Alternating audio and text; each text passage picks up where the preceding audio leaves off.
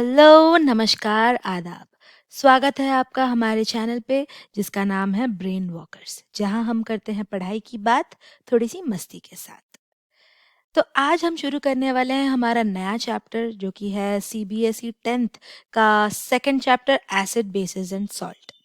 तो पहला चैप्टर हमने ऑलरेडी कंप्लीट कर दिया था, जिसका लिंक आपको ऊपर राइट हैंड कॉर्नर में मिल जाएगा। तो रिवीजन करने के लिए तुरंत उस लिंक पे क्लिक कीजिए और पहला चैप्टर खत्म कीजिए, उसके बाद दूसरे चैप्टर के लिए यहाँ आइए। तो आज के हमारे सेशन में हम क्या-क्या कवर करने वाले हैं? What are we going to learn in this chapter? तो पहले तो हम पढ़ने वाले हैं बेसिक्स ऑफ एसिड बेसिस के बारे में। उसके बाद हम पढ़ेंगे इंडिकेटर्स के बारे में। Then we are going to learn about the chemical reaction of metal with acid, reaction of metals with base, reaction of metal carbonates with and metal bicarbonates with acid, acid base reaction, metal oxides with acid, non metal oxides reaction with base, acid or bases reaction with water, how to check the strength of an acid or a base, and we will be studying about salts. तो ये हो गया हमारा आज का पूरा syllabus हम जो कवर करने वाले हैं इस सेशन में। तो पहले हम शुरू करते हैं बेसिक्स ऑफ एसिड्स और बेसिस के साथ। तो ये जो एसिड्स और बेसिस की बातें हैं ये हमने अपने जूनियर क्लासेस में बहुत सारी करी हुई हैं, तो उसी चीज़ का एक रिवीजन करने वाले हैं यहाँ पे। तो एसिड्स जो है उनका जो टेस्ट रहता है that is sour in test. The test of acid is sour, यानी कि खट्टा टेस्ट रहता है, राइट? तो हम जनरल अपने डे टू डे लाइफ में कहाँ पे एसिड्स देखते हैं? लेमन में एसिड रहता है। लेमन में कौन सा एसिड रहता है? Citric acid. फिर कर्ड में एसिड मिलता है। कौन सा एसिड? Lactic acid. टैमरिंड में भी हमको एसिड मिलता है which is tartaric acid. Gooseberry यानी कि आंवला, आंवला में भी एसिड रहता है that is ascorbic acid. Then we are going to learn about bases. Bases are the substances which are bitter in taste and they are slippery to touch. उनका जो टच रहता है थोड़ा सा सोपी सोपी सा टच रहता है। अब यहाँ पे हम जो एंटासिड खाते हैं, जो मेडिसिन जेलिसिल या डाइजीन जो भी हम खाते हैं जब हमको बहुत ज़्यादा एसिडिटी हो जाता है, उसको एंटासिड कहते हैं। तो एंटासिड में जो बेस रहता है वो रहता है magnesium hydroxide which is also known as milk of magnesia. अब सोप जो हम यूज करते हैं that is also containing base in it which is sodium और पोटेशियम हाइड्रोक्साइड। अभी हम बात करने वाले हैं हमारा next chemical which is an indicator. So indicator क्या होता है? इंडिकेटर एक ऐसा सब्सटेंस होता है जो कि अपना भाव चेंज करता है in the presence of acid और बेस। अब इंडिकेटर दो तरीके के हो सकते हैं, either it is a visual indicator और it is an olfactory indicator. अब विजुअल इंडिकेटर वो इंडिकेटर है जो कि अपने कलर को चेंज करता है in the presence of acid और अ बेस। लेकिन ऑल्फैक्टरी इंडिकेटर ऐसा इंडिकेटर है जो कि अपने स्मेल को चेंज करता है in the presence of N acid और अ बेस। अब ये विजुअल इंडिकेटर और ऑल्फैक्टरी इंडिकेटर्स के कुछ सारे एग्जांपल्स हम देखने जाएंगे। तो पहले आता है हमारा विजुअल इंडिकेटर्स। विजुअल इंडिकेटर्स में पहला वाला है हमारा टर्मरिक। अब टर्मरिक जो है वो एक नेचुरल इंडिकेटर है, यानी कि हमको नेचुरल सब्सटेंस से मिलता है। ऑब्वियसली टर्मरिक एक प्लांट है, तो वो प्लांट से हमको टर्मरिक मिल रहा है। तो the original colour of turmeric is yellow, जो कि एसिड के प्रेजेंस में येलो ही रहता है, कलर चेंज नहीं होता। बट जैसे ही एक बेस के प्रेजेंस में उसका कलर क्या होता है? रेड में चेंज हो जाता है। देन कम्स चाइना रोज।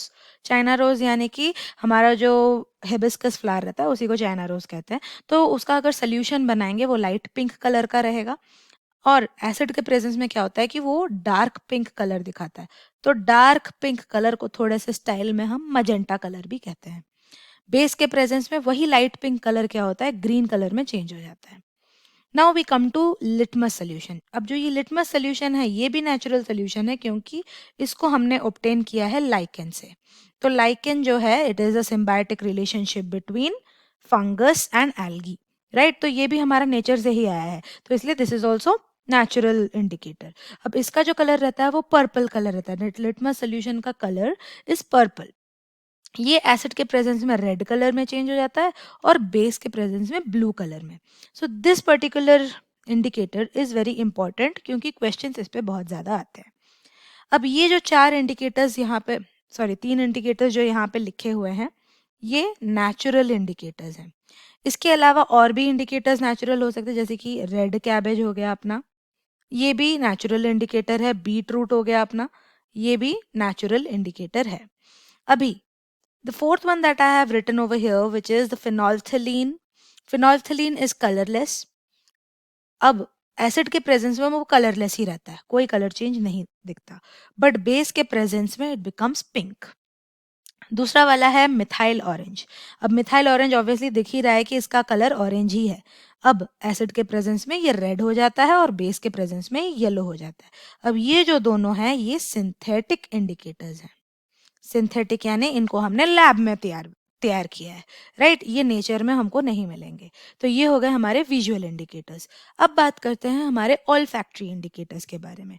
अब ऑल्फैक्टरी मतलब क्या? ऑल्फैक्टरी मतलब द सेंस ऑफ स्मेल। तो मतलब यहाँ पे हमारा स्मेल का जो सेंस है वो यूज हो रहा है। अब यहाँ पे एग्जाम्पल्स ऑल्फैक्टरी इंडिकेटर्स के दिए गए हैं वेनिला, क्लोव और अनियन।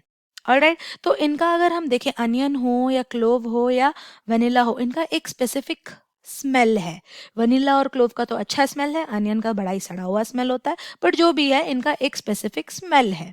तो अगर ये एक एसिड के प्रेजेंस में क्या होता है कि इनका स्मेल लूज हो जाता है, यानी कि वनीला का स्मेल हमको नहीं आएगा अगर हम उसमें एसिड डाल दें, लवंग का हमको स्मेल नहीं आएगा अगर हम उसमें एसिड डाल दें, सिमिलरली प्याज का भी हमको स्मेल नहीं आएगा अगर उसमें हम एसिड डाल दें। बट बेस के प्रेजेंस में उनका स्मेल जैसा था वैसा ही रहेगा। That means they are retaining their smell. तो इससे हमको पता चल जाएगा कि एसिड कौन सा है और बेस कौन सा, क्योंकि एसिड के प्रेजेंस में उनका स्मेल हमको नहीं पता चलेगा, बट बेस के प्रेजेंस में हमको उनका स्मेल पता चल जाएगा। But every time visual indicators जो होते हैं उनको ज़्यादा प्रेफरेंस दिया जाता है। विजुअल इंडिकेटर्स को ज़्यादा प्रेफरेंस दिया जाता है दैन ऑल्फैक्टरी इंडिकेटर्स। ऐसा क्यों?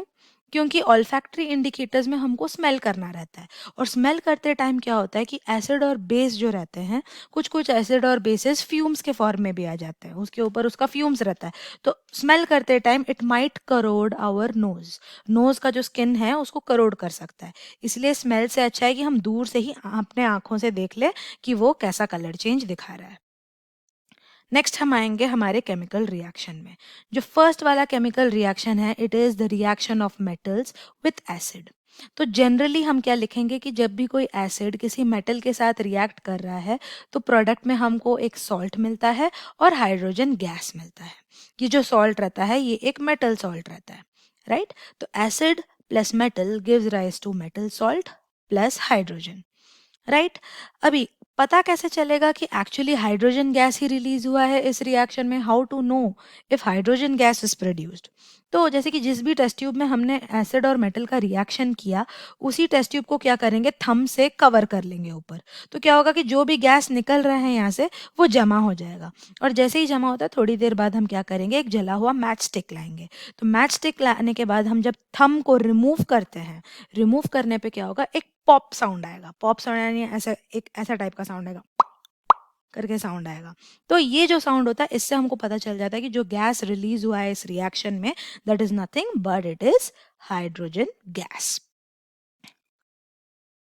तो अभी कुछ क्वेश्चंस हमारे उल्लू साहब जो हैं वो पूछ रहे हैं कि what are the metals that do not show any reaction with acid. यानी कि ऐसे कुछ मेटल्स हैं जो कि एसिड के साथ रिएक्शन नहीं करते। कौन कौन से मेटल हैं? ये हो गए हमारे mercury, silver, copper and gold. ये उनके सिंबल्स लिखे हुए हैं, आपको अगर डाउट है तो आप लिख भी सकते हैं। पहला वाला मर्क्यूरी है, दूसरा वाला सिल्वर, तीसरा वाला copper and the fourth one is gold. ये उल्लू भैया एक और को सवाल लेके आ गए, क्या कि how much hydrogen gas is released in this reaction, मतलब कितना ज्यादा हाइड्रोजन गैस निकलता है इस रिएक्शन में। अब कितना हाइड्रोजन गैस निकलता है, this depends on the strength of the acid and reactivity of metals. अगर एसिड बहुत ज्यादा स्ट्रांग है तो ज्यादा हाइड्रोजन निकलेगा, अगर मेटल बहुत ज्यादा रिएक्टिव है तो ज्यादा हाइड्रोजन निकलेगा, लेकिन अगर कम रिएक्टिव है तो कम हाइड्रोजन निकलेगा। तो उल्लू साहब का डाउट जो है वो क्लियर हो जाता है। नेक्स्ट हम आते हैं the reaction of metals with base. तो reaction of metals with base ये क्या कह रहा है? ये कह रहा है कि all metals do not react with base, only some metals react. सारे मेटल्स जो रहते हैं वो बेस के साथ रिएक्ट नहीं करते, कुछ ही मेटल्स जो रहते हैं वो बेस के साथ रिएक्ट करते हैं, जो कि हैं हमारे जिंक और aluminium.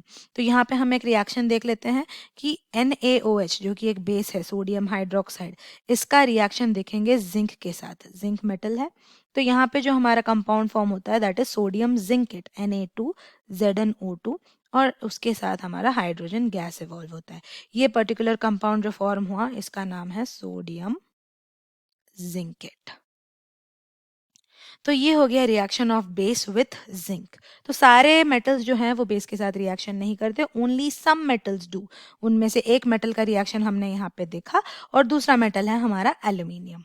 Alright, now the next reaction that we have is the reaction of metal carbonates and metal bicarbonates with acid. अब मेटल कार्बोनेट या मेटल बाइकार्बोनेट का रिएक्शन एसिड के साथ क्या रहता है, हमको प्रोडक्ट में मिलता है एक metal salt, carbon dioxide and water. तो कार्बन डाइऑक्साइड और वाटर जो है ये हमारा नॉर्मल प्रोडक्ट जो आएगा हर रिएक्शन में, हर मेटल कार्बोनेट बाइकार्बोनेट और एसिड का जो रिएक्शन रहेगा उसमें कार्बन डाइऑक्साइड और वाटर जो है वो कॉमन रहेगा। और ये जो मेटल सॉल्ट है ये डिपेंड करेगा इस मेटल के ऊपर और हम जो एसिड ले रहे हैं उसके ऊपर, राइट। तो अगेन वापस से वही सवाल आ जाता है कि how to know if carbon dioxide gas is produced. तो सिमिलर रिएक्शन हम वापस से करेंगे कि टेस्ट ट्यूब में जहाँ पे हमने एसिड और मेटल कार्बोनेट या बाइकार्बोनेट को लिया, वापस से उसको थंब से कवर कर लेंगे, थोड़ी देर बाद एक जला हुआ मैच स्टिक उसके ऊपर लाएंगे, बट इस बार हमको पॉप साउंड नहीं आने वाला है because this is not hydrogen, right. लेकिन इस बार क्या होगा, जो मैच स्टिक रहेगा वो जो जल रहा था वो सडनली एक्सटिंग्विश हो जाएगा, यानी कि बुझ जाएगा। तो बुझने से हमको पता चल रहा है कि कार्बन डाइऑक्साइड जो है it helps in extinguishing of the fire. तो पता चल गया कि it is carbon dioxide gas. उसके अलावा एक और टेस्ट है अपना which is the lime water test. अब लाइम वाटर टेस्ट में क्या होता है कि हम लाइम वाटर लेते हैं और उसके ऊपर ये जो अपना गैस है वो पास करते हैं। तो वो गैस अपना कार्बन डाइऑक्साइड अगर है तो लाइम वाटर जो है वो मिल्की हो जाता है बिकॉज वो कैल्शियम कार्बोनेट बना लेता है। तो calcium carbonate is milky in colour, that is the reason जो सोल्यूशन है वो मिल्की कलर का हो जाता है। तो इससे हमको पता चलता है कि carbon dioxide is evolved. Lime water test यहाँ पे लिखा हुआ है, when carbon dioxide is pass through lime water it becomes milky in colour because of the formation of calcium carbonate. अभी ही मैंने आपको रिएक्शन दिखाया कि CaOH2 plus carbon dioxide gives CaCO3 plus H2O, right. अभी कुछ एग्जांपल्स देखते हैं मेटल कार्बोनेट या बाइकार्बोनेट का एसिड के साथ रिएक्शन का। तो एक मेटल कार्बोनेट है सोडियम कार्बोनेट NaCO3, इसका रिएक्शन हम देखेंगे हाइड्रोक्लोरिक एसिड के साथ। तो जो सॉल्ट बनेगा वो रहेगा NaCl प्लस ऑब्वियसली H2O, और कार्बन डाइऑक्साइड जो है वो कॉमन प्रोडक्ट है। इसको बैलेंस करेंगे तो ये हो जाएगा 2HCl gives rise to 2NaCl plus H2O plus carbon dioxide.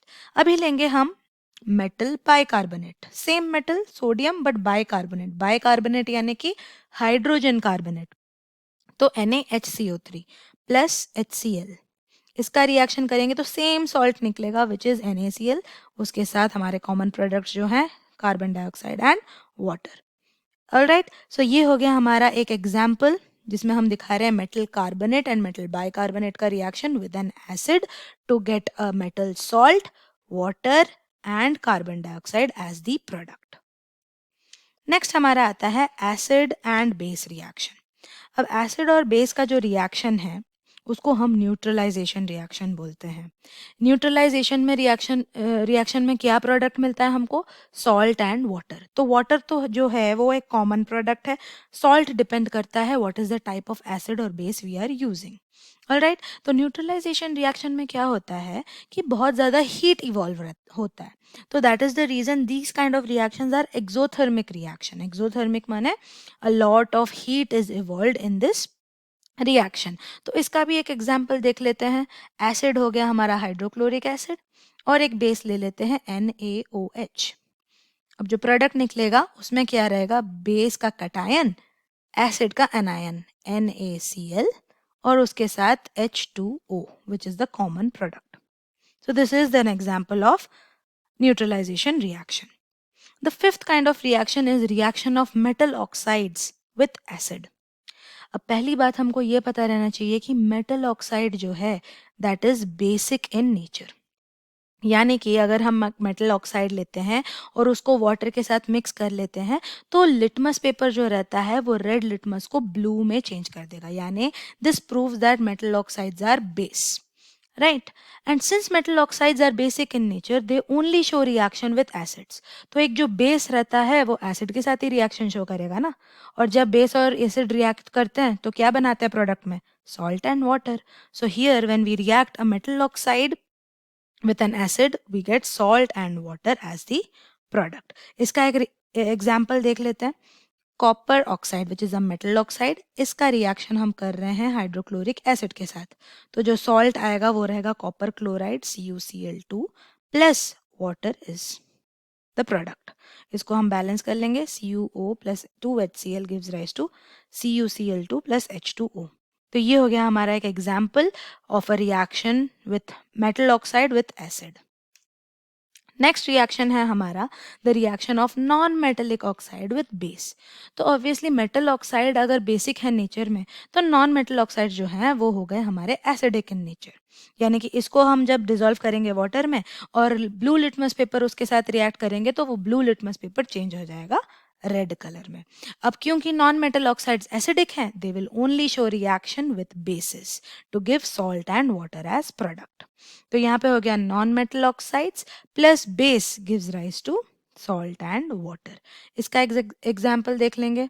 CO2 carbon का ऑक्साइड तो हो गया carbon dioxide plus calcium hydroxide जो कि है हमारा लाइम वाटर। इसका रिएक्शन हो जाएगा CaCO3 which is the salt plus water. ये रिएक्शन अभी हमने देखा था जो लाइम वाटर टेस्ट हुआ उसका। तो उसी का एग्जाम्पल ये भी है कि non metal oxide plus base gives rise to salt and water. अभी एसिड या बेस का जो रिएक्शन रहता है वो वाटर के साथ कैसा रहेगा वो देखेंगे हम। तो when acid is dissolved in water the acid dissociates to form hydrogen ion. यानी कि अगर हम एक एसिड लेते हैं, suppose let us take HCl, इसका रिएक्शन अगर हम वाटर के साथ करेंगे तो क्या होगा? HCl जो है वो आयोनाइज हो जाएगा to form H plus plus Cl minus. Water जैसा है वो वैसे का वैसा ही रहेगा। अब ये जो हाइड्रोजन आयन हमारा बना है H प्लस आयन वो अकेला स्टेबल नहीं रहता है, तो वो क्या करता है इस वाटर के साथ कंबाइन कर लेता है और बना लेता है हाइड्रोनियम आयन, जिसको हम दिखाते हैं ऐसे H3O प्लस। तो ये जो हमारा रिएक्शन है इसको हम डायरेक्टली ऐसे भी लिख सकते हैं कि HCl plus H2O gives Cl minus and H3O plus ions. तो मैं H3O प्लस आयन लिखूं या H प्लस आयन लिखूं, दोनों का मीनिंग सेम ही रहता है। तो एसिड को जब भी हम पानी में डालते हैं हमको कौन सा आयन मिलता है? H plus ion, hydrogen ion. Next when we dissolve base in the water, तो बेस डिसोसिएट करके क्या बनाता है? हाइड्रोक्साइड आयन बनाता है। यानी कि अगर हम NaOH लेंगे और इसको हम डिसॉल्व कर देंगे पानी में तो हमको क्या मिलेगा? Na plus plus OH minus. ये जो है इसी को बोलते हैं हाइड्रोक्साइड आयन। अभी सारे बेसेस जो हैं वो वाटर में सल्यूबल नहीं होते, और जो सारे बेसेस वाटर में सल्यूबल होते हैं उनको हम क्या कहते हैं? एल्कलीज। तो इसलिए हम कह सकते हैं कि not all bases are alkalis but all alkalis are bases. Right, तो बेस को जब हम वाटर में डिसॉल्व करते हैं हमको कौन सा आयन मिलता है? हाइड्रोक्साइड आयन, यानी कि OH माइनस आयन्स। ऑलराइट, अभी क्योंकि एसिड और बेस को जब हम पानी में डालते हैं तो आयंस प्रोड्यूस हो रहे हैं, और आयंस जो हैं वो इलेक्ट्रिसिटी कंडक्ट करने में हेल्प करते हैं। इसीलिए acids and bases conduct electricity in molten और aqueous form as ions helps in the conduction of electricity. अब यहाँ पे दो वर्ड्स यूज किए गए हैं, मोल्टन और एक्वस। मोल्टन मतलब क्या? मोल्टन मतलब इसको पानी में नहीं मिलाया है बट इसको हीट करके मेल्ट कर दिया है। अब एक्वस का मतलब क्या होता है? एक्वस मतलब किसी भी एक सॉल्ट या एसिड या बेस जो भी लिया है उसको पानी में मिला दिया है, पानी के साथ डिसॉल्व कर दिया है, तो उसको बोलते हैं एक्वस फॉर्म। तो I hope this is clear that what is molten and what is aqueous form. All right. Now we are going to study about how to know what is the strength of an acid or a base. अब strength of acid या base हमको कैसे पता चलेगा? It is determined by knowing the concentration of hydrogen ion and hydroxide ion in the solution. अगर हमको पता चल गया कि सोल्यूशन में कितने हाइड्रोजन आयन या कितने OH माइनस आयन्स हैं, उससे हमको पता चल जाएगा कि उस एसिड या बेस का स्ट्रेंथ क्या है। तो इसी चीज़ को एक फॉर्मूला के रूप में दिखाया गया है जिसको बोलते हैं पीएच। पीएच मतलब potence of hydrogen ion. PH का जो फॉर्मूला रहता है that is minus log of H plus ion concentration. तो इससे हमको क्या पता चल रहा है कि H प्लस आयन का कॉन्सेंट्रेशन जितना ज़्यादा रहेगा, पीएच का वैल्यू उतना कम रहेगा, क्योंकि यहाँ पे एक माइनस साइन आ गया है, राइट। तो पीएच का जो वैल्यू होता है वो क्या रहता है? 0 से लेके 14 तक का रहता है। अब 0 से लेके 7, लेस देन 7 जितने भी वैल्यूज हैं वो सारे एसिडिक हैं। मोर देन 7 जितने भी हैं वो एल्कलाइन है, यानी कि बेसिक है। और एट 7 इट इज न्यूट्रल। तो पीएच लेस देन 7 यानी कि acidic nature, pH is equal to 7 यानी कि न्यूट्रल, पीएच ग्रेटर देन 7 यानी कि बेसिक नेचर। अब यहाँ पे एक और चीज हम देखते हैं कि जब भी पीएच लेस देन 7 है, इसका मतलब क्या है कि H प्लस आयन का कॉन्सेंट्रेशन ज्यादा है और OH माइनस का कॉन्सेंट्रेशन कम है। यानी कि OH माइनस भी है सोल्यूशन में, लेकिन H प्लस से कम है, इसीलिए उसका pH 7 से कम है। अगर OH माइनस का कॉन्सेंट्रेशन ज़्यादा रहेगा और H प्लस का कॉन्सेंट्रेशन कम रहेगा, तो हम कहेंगे कि उसका जो pH है इट इज़ मोर देन 7, यानी कि H प्लस भी है लेकिन लेस अमाउंट में है, इसीलिए the pH of the solution is more than 7। जब H प्लस और OH माइनस का कॉन्सेंट्रेशन सेम रहेगा, यानी कि इक्वल रहेगा, तब उसको क्या बोलेंगे? Neutral solution. नेक्स्ट हम आते हैं टाइप्स ऑफ सॉल्ट्स के पास। अब सॉल्ट कैसे प्रोड्यूस होता है? जब एसिड और बेस का रिएक्शन होता है तब हमको सॉल्ट एंड वाटर मिलता है एज प्रोडक्ट। तो यहाँ पे जब हमको स्ट्रॉन्ग एसिड और स्ट्रॉन्ग बेस का रिएक्शन करते हैं तो हमको जो सॉल्ट मिलता है दैट इज न्यूट्रल सॉल्ट, यानी कि उसका पीएच जो है वो 7 है। जब स्ट्रॉन्ग एसिड और वीक बेस का रिएक्शन करते हैं तो ऑब्वियसली एसिड स्ट्रॉन्ग है, तो इसीलिए जो सॉल्ट बनेगा वो भी एसिडिक सॉल्ट बनेगा, यानी कि यहाँ पे उसका जो पीएच रहेगा वो लेस देन 7 रहेगा। अब वीक एसिड और स्ट्रॉन्ग बेस का रिएक्शन अगर होगा तो बेस स्ट्रॉन्ग है, इसीलिए बेसिक सॉल्ट बनेगा, यानी कि pH will be greater than 7। So these are the different types of salt that can be formed in a neutralization reaction. Next हम आते हैं कि हमारा जो सॉल्ट है कॉमन सॉल्ट यानी कि NaCl, उसको लेके हम और कौन से सारे कंपाउंड्स या सब्सटेंस बना सकते हैं। NaCl का क्या क्या यूटिलाइजेशन है इन रियल लाइफ वो हम देखेंगे। तो पहले तो हमको जानना है कि NaCl से हमको और क्या मिल सकता है। तो one of the processes is the chloralkali process. तो क्लोरोएल्कली प्रोसेस में हम क्या करते हैं कि NaCl सोल्यूशन लेते हैं और उसमें इलेक्ट्रिसिटी पास करते हैं। तो जब हम इलेक्ट्रिसिटी पास करते हैं NaCl सोल्यूशन के थ्रू तो क्या होता है कि NaCl gets dissociated and it produces certain substances. पहले तो इसका इक्वेशन देखते हैं। NaCl plus H2O gives NaOH plus chlorine plus H2। ये हो गया रिएक्शन हमारे क्लोरोएल्कली प्रोसेस में। यानी कि यहाँ पे हमारा जब हम सॉल्ट सोल्यूशन बनाते हैं तो Na प्लस एक रहता है, प्रोड्यूस होता है, Cl माइनस एक प्रोड्यूस होता है, क्योंकि वाटर में हमने डिसॉल्व किया तो वो आयोनाइज हो जाएगा। अब वाटर खुद जो है वो H प्लस और OH माइनस में डिसोसिएट हो जाएगा। अब ये Na प्लस और OH माइनस बॉन्ड बना लेंगे और बना लेंगे NaOH। ओके, अब Cl माइनस दोनों बना के बन जाएंगे Cl2 और H प्लस दोनों मिलके बन जाएंगे H2। तो ये 3 प्रोडक्ट्स हमको मिल रहे हैं ये पूरे रिएक्शन में। ऑलराइट, अभी जो हमारा positively charged positively charged electrode है, this is positively charge, this is negatively charge. जो पॉजिटिवली चार्ज इलेक्ट्रोड है उसको हम बोलेंगे एनोड, एनोड, और जो नेगेटिवली चार्ज है उसको हम बोलेंगे कैथोड। तो कैथोड के पास कटायन अट्रैक्ट होंगे, यानी कि जो हाइड्रोजन है वो कैथोड के पास आएगा। ऑलराइट, और हमारा जो Cl2 है क्लोरीन Cl माइनस वो एनोड के पास आएगा। तो एनोड के पास हमको क्या क्या चीजें मिल रही हैं? क्लोरीन गैस हमको मिल रहा है एनोड के पास, और कैथोड के पास हमको क्या मिल रहा है? Hydrogen gas. हाइड्रोजन गैस मिल रहा है हमको कैथोड के पास। कैथोड के पास हाइड्रोजन गैस के अलावा ये जो हमारा NaOH है वो भी कैथोड के पास ही मिलता है। सो NaOH and hydrogen gas is obtained at cathode and chlorine gas is obtained at anode. तो ये हो गया हमारा क्लोरोअल्किली प्रोसेस। अब ये क्लोरोअल्किली प्रोसेस में हमको एक प्रोडक्ट मिला NaOH, एक प्रोडक्ट मिला क्लोरीन, एक प्रोडक्ट मिला हाइड्रोजन। अब इसका यूटिलाइजेशन भी अभी हमको आगे देखना है। तो यहाँ पे one of the products is chlorine, right. इसी क्लोरीन को यूज करके हम बनाते हैं ब्लीचिंग पाउडर। तो इस फर्स्ट ब्लीचिंग पाउडर का हम क्या देखेंगे? प्रिपरेशन, कि हम कैसे बनाते हैं इसको। तो यहाँ पे the reaction of chlorine with slaked lime gives bleaching powder as the product. अब क्लोरीन तो हो गया Cl2, उसके साथ स्लेक्ड लाइम यानी कि कैल्शियम हाइड्रोक्साइड। लाइम वाटर जो होता है, स्लेक्ड लाइम भी वही रहता है। और यहाँ पे जो प्रोडक्ट मिलेगा that is bleaching powder plus H2O. This is the reaction of how to prepare bleaching powder. इसका फॉर्मूला हमको ऑलरेडी पता चल चुका है, CaOCl2. Remembering the chemical formula of each and every substance that we are going to learn now, it is very important. Next uses.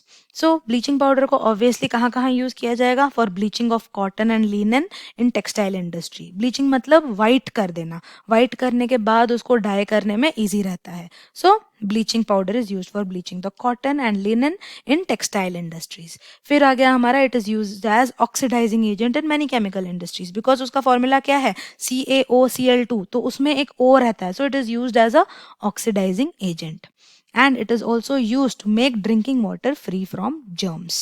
Alright, so क्योंकि उसमें chlorine है तो क्लोरीनेशन में भी हेल्प करता है। Alright, so these are the uses of bleaching powder. तो अभी हम जितने भी substances या जितने भी salts पढ़ने वाले हैं उसके 3 चीज़ें बहुत इंपॉर्टेंट है। पहले कि उसका प्रिपरेशन कैसे हो रहा है, सेकेंड उसका फॉर्मूला क्या है, एंड थर्ड उसके यूजेस क्या हैं। The second one that we are going to learn about is the baking soda. तो बेकिंग सोडा का प्रिपरेशन पहले देखते हैं। तो बेकिंग सोडा के प्रिपरेशन में हमको चाहिए sodium chloride plus water plus carbon dioxide plus ammonia. तो यहाँ पे हमको मिलेगा baking soda which is NaHCO3 sodium bicarbonate plus NH4Cl ammonium chloride which is a side product. Alright, तो इसका फॉर्मूला हमको यहाँ पे पता चल गया, NaHCO3 यानी कि sodium bicarbonate. Sodium bicarbonate is the formula of baking soda. अब बेकिंग सोडा का यूजेस क्या है कि it is used for making baking powder, यानी कि बेकिंग सोडा और baking powder are not the same. We will get to know what is baking powder. Alright, it is also used as an ingredient in antacids which helps to getting rid of acidity. Antacids के बारे में हमने पहले भी पढ़ा हुआ था, milk of magnesia, right? तो वही यहाँ तो बेकिंग सोडा जो है which is a constituent of antacid. The third use is it is used in soda acid fire extinguishers. तो फायर एक्सटिंग्विशर में बेकिंग सोडा भी यूज किया जाता है, बिकॉज जब एसिड के साथ बेकिंग सोडा को मिलाएंगे तो कार्बन डाइऑक्साइड इज रिलीज्ड, तो वही carbon dioxide helps in the extinguishing of fire. अभी अभी हमने डिस्कस किया कि baking soda and baking powder are different. तो what is baking powder? Baking powder जो है that is a mixture of baking soda plus an edible acid. ये जो एडिबल एसिड है वो कोई भी एसिड हो सकता है, टार्टारिक एसिड या तो फिर acetic acid, any acid it can be. So baking soda plus edible acid is called baking powder. क्यों? अब जैसे कि हमारा ये हो गया NaHCO3 which is baking soda, इसके साथ कोई भी एडिबल एसिड लेंगे यानी कि जिसमें H प्लस रहता है, तो क्या होगा कि हमको कार्बन डाइऑक्साइड मिल जाएगा प्लस वाटर मिल जाएगा plus sodium salt of the acid मिल जाएगा, राइट। तो यहाँ पे क्या हो रहा है कि बना बनाया कार्बन डाइऑक्साइड मिल जा रहा है। तो ये जो कार्बन डाइऑक्साइड है वो बेकिंग इंडस्ट्री में बड़ा काम आता है, क्योंकि ये केक को स्पॉन्जी बनाने में हेल्प करता है।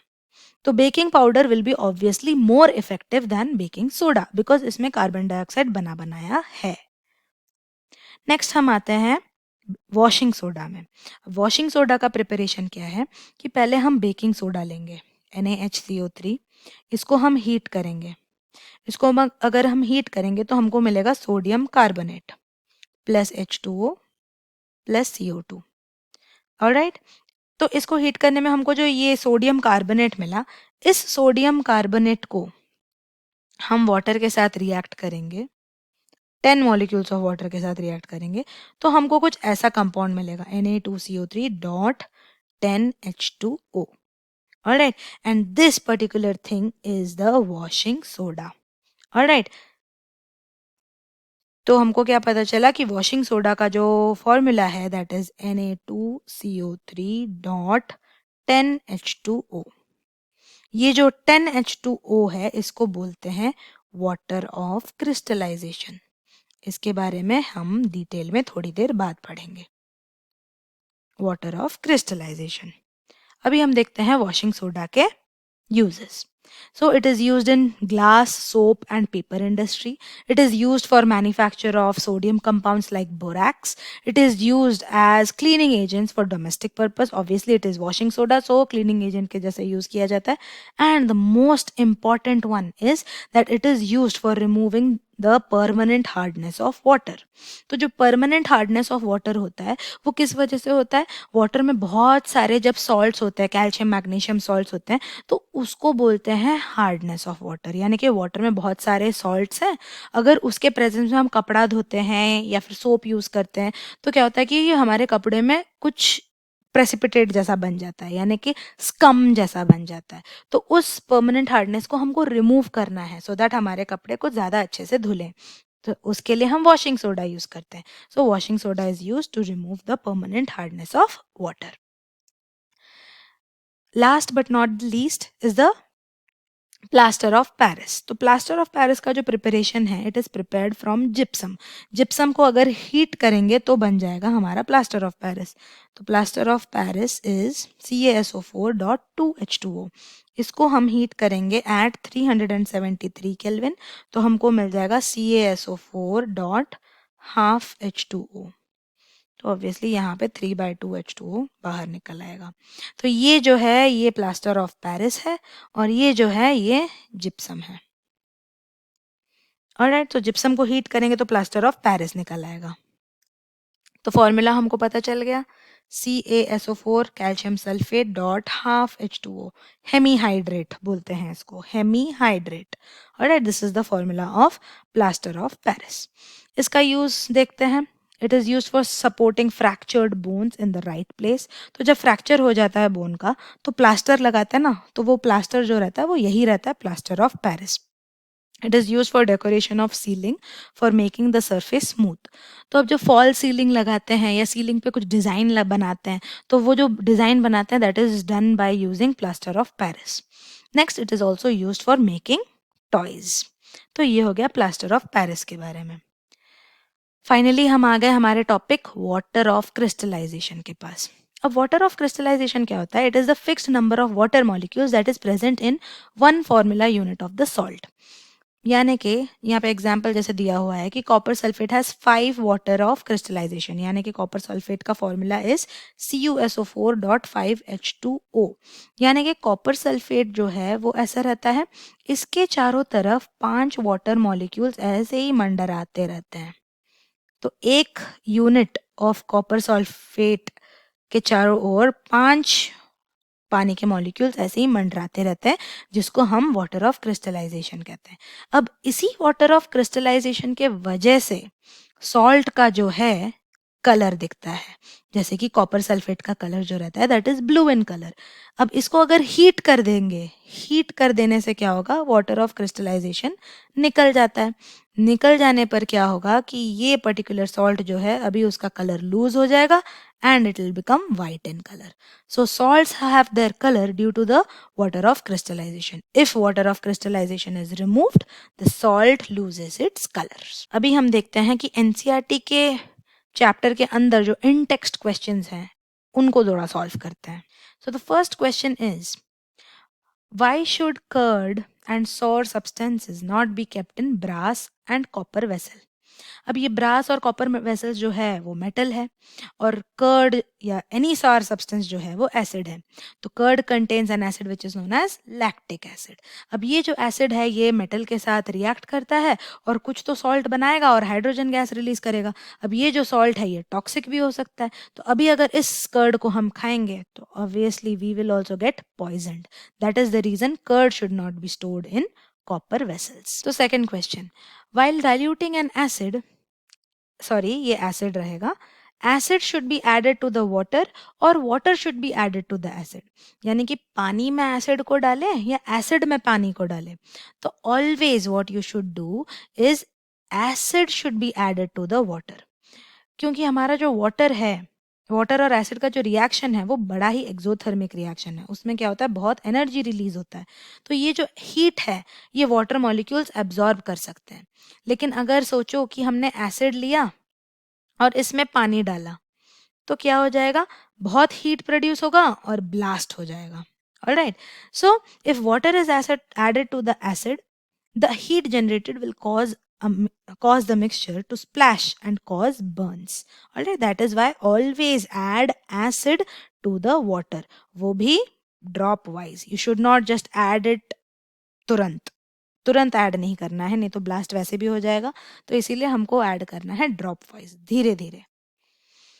Next question, why do acids like HCl and HNO3 show acidic character, whereas compounds like glucose or alcohol do not show any acidic character? अब ग्लूकोज का फॉर्मूला देखें तो इट इज C6H12O6। अल्कोहल का देखें, suppose let us take ethyl alcohol C2H5OH। तो इसमें hydrogen atoms तो हैं, लेकिन ये एसिडिक कैरेक्टर नहीं दिखाता है, क्योंकि glucose and alcohol have hydrogen in the structure but they do not gate ionised when dissolved in water.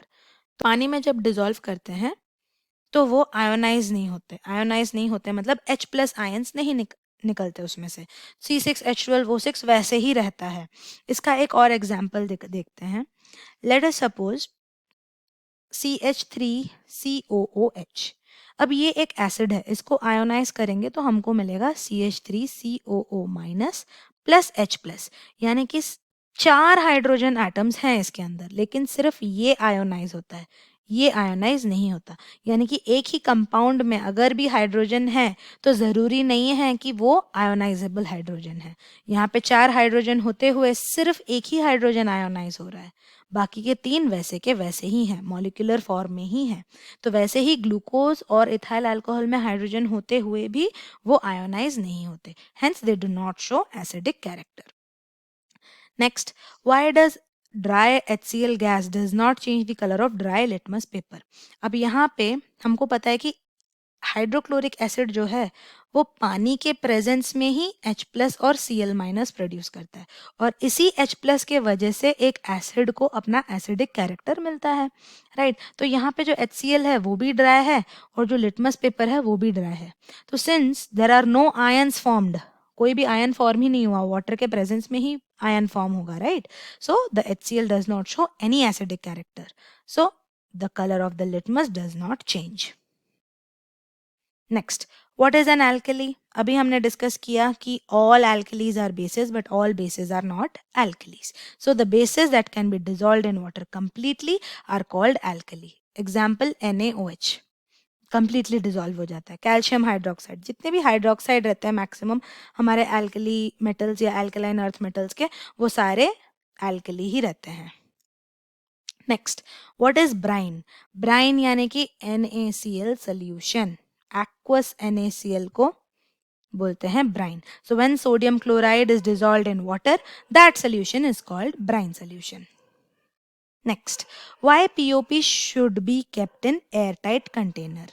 अब POP को अगर हम एयरटाइट कंटेनर में ना रखें तो वो बाहर जो हमारा मॉइस्चर रहता है एयर में उसको एब्जॉर्ब कर लेता है और जिप्सम बन जाता है। जैसे कि CaSO4 हाफ H2O है अपना POP, इसको अगर हम 3/2 H2O के साथ रिएक्ट कर लेंगे तो बन जाएगा gypsum which is CaSO4 dot 2H2O। और जिप्सम जो है वो बहुत हार्ड होता है, तो once it becomes hard we can not give shape to the plaster of Paris. That is why it should not be kept in open. It should be kept in airtight container. अभी हम देखते हैं कुछ previous year board questions. So the first question says that the pH of the salt that is used to make tasty and crispy pakoras is 14. Alright, यानी कि हमको जो salt दिया गया है that is a basic salt. Identify the salt and write a chemical equation for its formation. List its two uses. So हमको पता चल गया कि जो पकोड़ा होता है इसको क्रिस्पी और टेस्टी बनाने के लिए जो सॉल्ट यूज किया जाता है that is nothing but baking soda यानी कि NaHCO3. So we got the chemical formula. Alright अभी उसके प्रिपरेशन ओके तो अभी इसका हम प्रिपरेशन देखेंगे बेकिंग सोडा का तो which we had already learned that is NaCl plus H2O plus CO2 plus ammonia gives rise to NaHCO3 और इसके साथ एक साइड प्रोडक्ट मिल रहा था which was ammonium chloride. Alright, इसके two uses obviously it is used in the baking industry, right? And the second use is it is used in the preparation of antacids. ये हो गए हमारे दो uses of baking soda. Let's go to the second question, which says that state the effect of concentration of H plus ions on the nature of the solution. Obviously, H plus ion एक solution में जितना ज़्यादा बढ़ता रहेगा, the acidic character will increase, right? And pH value will decrease. यही चीज़ हमको लिखना है. So do basic solutions have H plus ions? Yes, they do have. If yes, then why they are basic? तो जैसे कि हमने डिस्कस किया था कि H प्लस का कॉन्सेंट्रेशन अगर कम है then OH minus then it is basic in nature. तो यहाँ पे H प्लस है तो सही but it is present in very less amount and OH minus is present in more amount. That is the reason the solution becomes basic. Alright and the pH is greater than 7. Okay, this is our next question, which is a chemical compound X is used in the soap and glass industry. तो इससे हमको पता चल गया जो X है वो क्या है. जो X है वो क्या है? It is washing soda, right? So washing soda हो गया हमारा X. Washing soda. Alright, write the chemical name and common name. अब chemical name अगर लिखें तो वो क्या है? Sodium carbonate Na2CO3 dot 10H2O. This is sodium carbonate, right? And उसका common name क्या हो गया? Washing soda. Alright? Okay. And अभी नेक्स्ट क्वेश्चन हमको पूछा गया कि right the equation involve in its preparation. So obviously washing soda जो है वो बेकिंग सोडा से ही प्रिपेयर होता है. तो पहले हम NaHCO3 लेंगे, इसको हम हीट करेंगे. हीट करने से हमको क्या मिलेगा? Na2CO3 plus H2O plus CO2, right? And again हम Na2CO3 लेंगे और इसको 10H2O के साथ रिएक्ट करेंगे तो हमको मिल जाएगा क्रिस्टलाइजेशन हो जाएगा Na2CO3 dot 10H2O. Right, so this is how the washing soda is prepared. Next question says that what happens when it is treated with the water containing calcium or magnesium salts. अब क्या होता है कि calcium और magnesium salts रहते हैं water में, उसको हम hard water कहते हैं, right? तो hard water में जो calcium और magnesium salts जो रहता है वो क्या होता है? react कर लेता है sodium carbonate के साथ and it forms calcium carbonate or magnesium carbonate, and that is how the permanent hardness of water is removed and the water becomes soft. All right, now here are some more questions. Either you can pause the video and do it or else एक बार ये video ख़त्म हो जाए तो आराम कर लीजिए, थोड़ा सा गैप लीजिए आधे घंटे का and then start solving these questions. These are all previous year questions. I have given 1, 2 and 3 questions for you to practice at home. So ये आपका होमवर्क हो गया जिसका आंसर आपको वीडियो के नीचे डिस्क्रिप्शन में मिल जाएगा. लेकिन फिर भी आई रिक्वेस्ट यू कि प्रैक्टिस करने के लिए प्लीज प्लीज प्लीज खुद कीजिए. Do not see the answers before you solve the question yourself. Answers करने के बाद करेक्शन के लिए आप एक बार आंसर्स देख सकते हैं या तो फिर अगर डाउट है तो आंसर्स देख सकते हैं. So thank you for watching the video. I hope the session was good and you understood the chapter. Answers and notes are available in the description below. So like, share and subscribe our channel and keep watching, keep learning. Thank you.